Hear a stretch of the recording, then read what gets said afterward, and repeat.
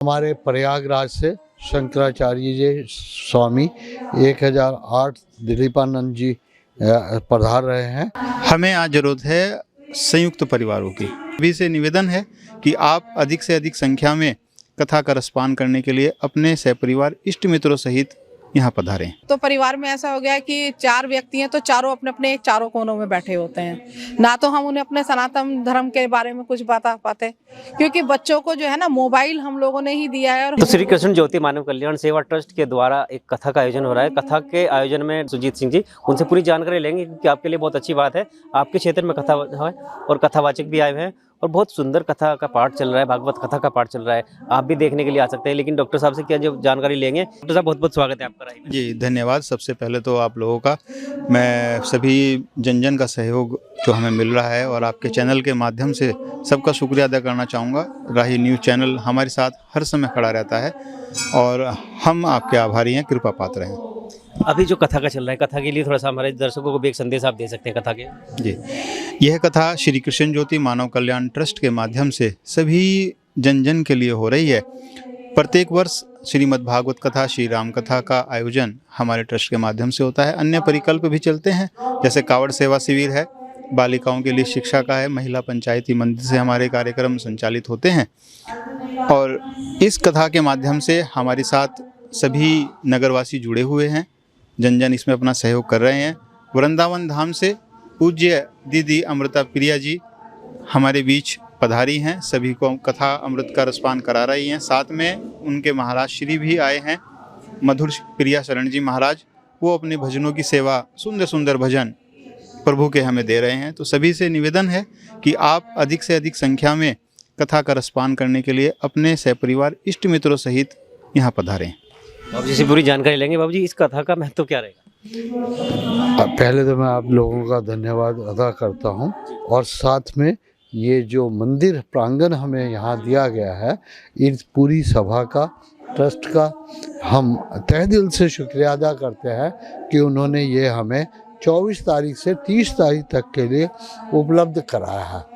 और हम इस श्री कृष्ण ज्योति मानव संस्थान के द्वारा जो ये प्रचार प्रसार हो रहा है, भागवत, भगवान विष्णु, सालग्राम, इन लोगों के बारे में पब्लिक को ये बताना चाहते हैं कि हम जिस कुल या जिस अपने पितरों को भी इसका प्रसाद वहाँ तक जाता है, जो इसका श्रवण करते हैं और जो गुणगान कर रहे हैं, उनके माध्यम से हम अपने पितरों तक एक बहुत सुंदर उनके लिए मार्ग देते हैं, जो वो मार्ग ग्रहण कर अपने ही स्वर्ग में स्थान प्राप्त करते हैं।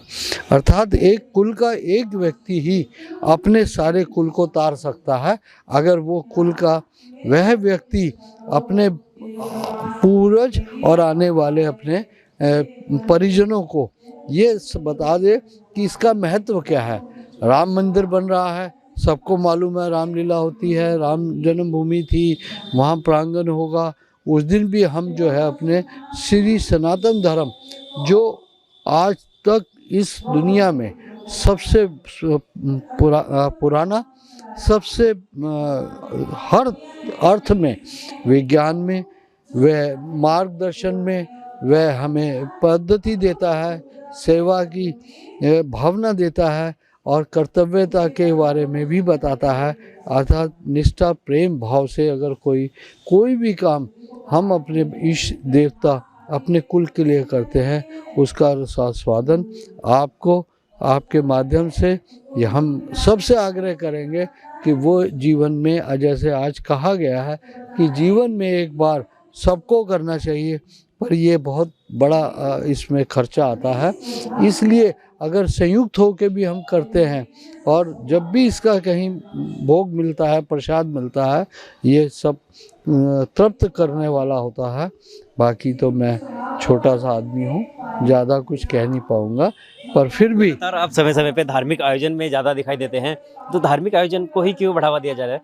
मेरा जो सोच है, देखिए हमने अपनी उम्र निकाली, बाल अवस्था से शिक्षा में गए, शिक्षा के सेवा में गए, सेवा के बाद जब रिटायर्ड हो जाता है आदमी, तो आदमी को ये सोचना होता है कि चलो हमने अपने परिवार के लिए भी किया, अपने लिए भी किया और सब धर्मपत्नी बच्चों सबके लिए कुछ ना कुछ किया।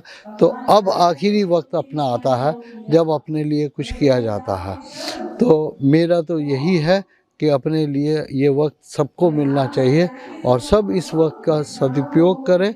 जब हम और कोई वक्त टाइम कहीं दे के या सेवा दे के, वो तो कभी ख़त्म नहीं होती, पर फिर भी एक मन की तृप्ति करने के बाद हम सबको इस सेवा में जाना चाहिए, जिससे कि आने वाली जो पीढ़ी है हमारे, अगर हम ये नहीं करेंगे तो किसके बच्चे जो आज स्कूल पढ़ रहे हैं, डिग्री कॉलेज जा रहे हैं, सेवा कर रहे हैं, कोई सैनिक के रूप में कर रहा है, कोई बैंक कर्मचारी के रूप में कर रहा है, कोई नगर निगम में कर रहा है, कोई सेंटर में कर रहा है, पर उनके बच्चे जब यहाँ सुनते हैं, आते हैं, समय बहुत अच्छा व्यतीत होता है। वरना तो मोबाइल आजकल सबको एक ऐसी प्रथा दे रहा है कि जिससे आंखें भी जाएंगी और दिल और दरंगे की वजह से उनको नुकसान ही है। एक बहुत बड़ा प्रचलन चल रहा है डिजिटली को लेके, डिजिटल में जैसे कि बच्चे भी बिगड़ते जा रहे हैं। क्या संदेश माता पिता के लिए आप देंगे कि कैसे अपने बच्चे को संजो कर रखें? मैं तो उन माता पिताओं से एक आग्रह करूँगा, करबद्ध आग्रह है कि बच्चे को हम जो डायरेक्शन देते हैं, जैसे एक माली पौधा लगाता है, वो पौधा अपने आप भी चल सकता है और माली अगर उसको बहुत सही डायरेक्शन में देता है, उसी तरह ये जो बाल स्वरूप है हमारे यहाँ, जितनी युवा पीढ़ी है, उनसे मैं एक विनम्र निवेदन करूँगा, नशा किसी भी चीज़ का हो सकता है। नशा आपको गुटखा, पान, दवा, दारू और स्मैक का है। इस सब से दूर रहकर आप खुद जो है अपना वो ग्रहण करें जो हमारे पूर्वजों से हमें अपने शरीर को कैसे स्वस्थ रखना है, हमें अपनी वाणी को कैसे वो देना है, हमने अपने दिमाग से जो सोचा है उसको क्रियान्वित कैसे कर सकते हैं। हम किसी के लिए कुछ काम आ जाएं या किसी के लिए गलत काम को रुकवा दें, वो भी एक पूरी वो है। तो युवाओं से और जो शिक्षा में गए हुए हैं, वो जो आजकल मोबाइल में हर तरीके की मिलने लगी हैं सुविधाएं, डिजिटल मीडिया हमें ज्ञान देता है। कुछ शब्द में, कुछ में डिक्शनरी वगैरह जो चलन था वो सब भूल गए। स्पेलिंग का एक लिखन था, एक हम अपने हाथों से राइटिंग कंपटीशन कराया करते थे, जो स्कूलों से आज जो है मोबाइल में बोल देते हैं, डिजिटल में बदल गए हैं। और बच्चों की राइटिंग उनसे कह दो 4 लाइन लिख दो, तो वो एक ऊपर जाएगी, एक नीचे जाएगी, एक लाइन माध्यम से भी वो जो है लाइन में रह के सुसज्जित होकर। और एक मैं कहूँगा कि अगर आप अपने आप को ही 5 चीज़ों में बांट ले।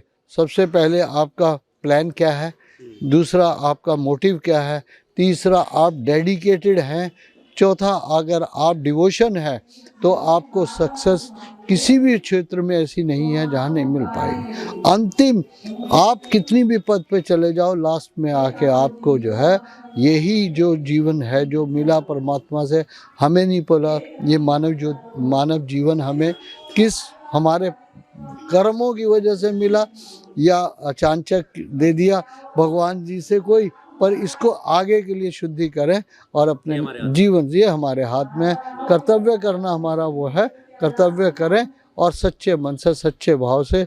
आज ये कथा में भी बताया गया है कि अगर आपका मन शुद्ध होगा तो आपका हर चीज़ आपको अपने आप भगवान टाइम बाय टाइम देते रहेंगे। सब्र कीजिए, सब कुछ प्राप्त होगा। चलिए मातृशक्ति से भी जान लेते हैं कि मातृशक्ति क्या कहेंगी अपने घर में जो परवरिश में बच्चों में हम आज संस्कार गुण दूर हो रहे हैं, भूलते जा रहे हैं, उनको कैसे मेंटेन किया जाए? चलिए, आपको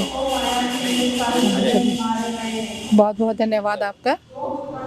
मैं मातृशक्ति होने के नाते आपसे एक ही बात कहना चाहूँगी कि जो हमारी आज की पीढ़ी है, चाहे वो छोटे बालक हैं, चाहे वो युवा हैं, और अब तो परिवार में ऐसा हो गया है कि 4 व्यक्ति हैं तो चारों अपने अपने चारों कोनों में बैठे होते हैं। ना तो हम उन्हें अपने सनातन धर्म के बारे में कुछ बता पाते, क्योंकि बच्चों को जो है ना मोबाइल हम लोगों ने ही दिया है और हम ही लोग उनके संस्कार बुला दिए हैं। आजकल अपने बच्चों को हम सोचते हैं कि इकट्ठे बैठे बच्चों को कुछ कहें, लेकिन बच्चे मस्त हैं, मोबाइल में मस्त हैं। दूरियां पैदा हो गई हैं। दूरियां पैदा होने की वजह से ही जो आपसी प्रेम, आपसी हमारे संस्कार, आपसी रिवाज, वो सब खत्म होते जा रहे हैं। तो मेरा मानना यही है कि हम ठीक है डिजिटल है, उसको उसी तक सीमित रखें। अपने परिवार में, अपने बालकों में, अपने सहजनों में हम अपनी जो एक हमारा सनातन धर्म है, हिंदू धर्म है, उसकी जितनी भी फैला सकते हैं उसको फैलाएं। अपने मन को शुद्ध रखें, अपनी वाणी को शुद्ध रखें। और जब हमारी वाणी और हमारा हृदय, हमारा मन शुद्ध होगा, तभी हम इस परिवेश में शुद्धता ला सकते हैं। और अपने बालकों को, अपने जो हमारे आसपास का परिवेश है, हम गांव से भी बिलोंग करते हैं, शहरों में भी रहते हैं, लेकिन जो हमारी गांव की सभ्यता है वो गांव में रह गई है ना। जैसे बोलते हैं ना कि पिता से तो डैड से तो डैडी हो गए, तो कहाँ रह गया। किचन से क्या हो गया, पहले रसोई होती थी तो रस होता था, रसोई, लेकिन अब क्या हो गया, किचन, किच किच। तो वही सब चीजें हैं कि हम लोग अपना भूलते जा रहे हैं। तो मेरा मानना यही है कि हम, जैसे आज हमारे यहाँ भागवत कथा का आयोजन है, इसके माध्यम से जो हमारी बहनें, माताएं और बहुएं आती हैं, वो भी सब इस चीज़ को लें और अपने बच्चों को इस चीज़ के लिए प्रेरित करें कि अपने धर्म के बारे में जानें, जागरूक हों और अपना जितना भी हो सकता है, अपनी जो हमारी एक सभ्यता है उस सभ्यता को जागरूक रखें, उनको बना के रखें। और जो हमारे बड़े बुजुर्ग हैं उनका सम्मान जैसे पीढ़ियों से होता आया है, उसी तरह से वो सम्मान हो। यही मेरा संदेश है और यही मेरा एक तरह से समझ लो सेवा है। जो भी सेवा मुझसे होगी उस सेवा के लिए मैं सदैव तत्पर हूँ। भाई साहब लोगों का मुझे सानिध्य मिला है, इसके साथ मैं बहुत बहुत मिलकर सहयोग करूंगी, जो भी मुझसे सहयोग है। बहुत धन्यवाद। तो देखिए, आपके लिए जानकारी खास है क्योंकि परिवार से जुड़ी जानकारी हम आपको दे रहे हैं और परिवार को कैसे बचाना है, परिवार को कैसे सुंदर स्वच्छ परिवार आप बनाएंगे, उसके लिए बहुत अहमता होती है कि आप अपने परिवार में इस तरह के नियम कायदे पालन करें जो हमारे पुरानी पद्धति में चलते थे। डॉक्टर साहब के साथ फिर से हम आएंगे। परिवारों में रिश्ते टूटते जा रहे हैं, आज जुड़ते कम है। हमें आज जरूरत है संयुक्त परिवारों की। ये पाश्चात्य संस्कृति हमारे बीच आती जा रही है, इसको हमें हटाना है।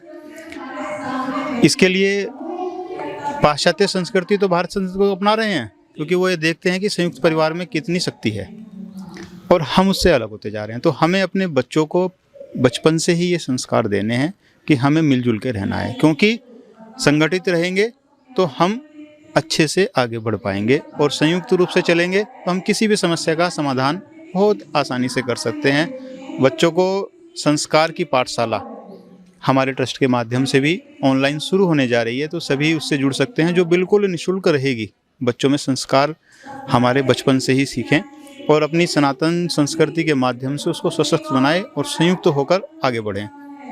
तो यानी परवरिश अगर अच्छी होगी तभी आपके जो बच्चे हैं फलेंगे फूलेंगे और एक अच्छा बिजनेस, अच्छा व्यापार और अच्छा रोजगार करने में वो सक्षम रहेंगे। हमें कौन कौन मुख्य अतिथि होने वाले हैं, क्या कोई स्पेशल चीफ गेस्ट कल रहेंगे यहाँ पे? हाँ, हमारे प्रयागराज से शंकराचार्य जी स्वामी 1008 दिलीपानंद जी पधार रहे हैं और वो इस पूरी कथा में अपना भी योगदान, सहयोग, आशीर्वाद के रूप में हमें देंगे। एक मेरा बहुत ज़्यादा सोच है कि कोई ना कोई आदर्श पुरुष हम देखे तो नहीं, पर पोस्टर देखे, किसी का कुछ देखा, पर जो आज के सामने में साक्षात ये है, जो हमें योग करके स्वस्थ जीवन दे रहा है, जो अपने आप भक्ति करके कैलाश के पर्वत में जाके खुद प्रार्थना करता है, जो मंदिर में जाके नतमस्तक होके, जो संसद में खड़ा होके आपको लेट कर अपनी संसद में पीढ़ियों पे नतमस्तक होकर संसद में जा रहा है, जो संविधान और में बुराइयां हैं उनको दूर कर रहा है, जो हमारे आचरणों में या जो हमारे यहाँ कुटुंब में एक पहले संगठित परिवार होते थे और संगठन की क्या शक्ति होती है, संयुक्त की क्या शक्ति होती है, ये मानव को, हिंदू को हम ये एक बार पुनः आह्वान करेंगे कि आप संगठित होइए और शिक्षित भी होंगे और सशक्त भी होंगे और सब परिवारों को अपने आप ईश्वर आपको स्थान, निवास, जिसकी हमारी भूख आज भी पूरी नहीं होती, वो सबको मिलेगा। इस आसन में वो एक तरीके से युग पुरुष है जो सबको मार्गदर्शन कर रहा है। इसमें हम पॉलिटिकल कुछ नहीं कहना चाहते, पर एक व्यक्ति जो सारे देश में, विश्व में भारत का नाम, भारत के लिए, भारतवासियों के लिए आपका नाम उठा रहा है, झंडा उठाया हुआ है प्रचार का, प्रसार का और सशक्त करने का। उसके लिए हम नतमस्तक हैं और मैं अपने तहे दिल से शुक्रिया अदा करता हूँ। इसलिए तो आदर्श परिवार को किस तरह से मेंटेन किया जाए, कैसे होगा आपका आदर्श परिवार, वही हमने अभी जाना है बाबूजी से। तो अपने आदर्श परिवार को बनाने के लिए आपके लिए क्या क्या गुणवत्ता होनी चाहिए, क्या क्या आपके परिवार में कठिनाइयाँ भी आएंगी, लेकिन उसके लिए फिर भी आपको डटे रहना है और अपने परिवार को एक आदर्श परिवार बनाने के लिए एकजुट होकर आपको सामर्थ्य करना है। जय हिंद, जय भारत, जय उत्तराखंड।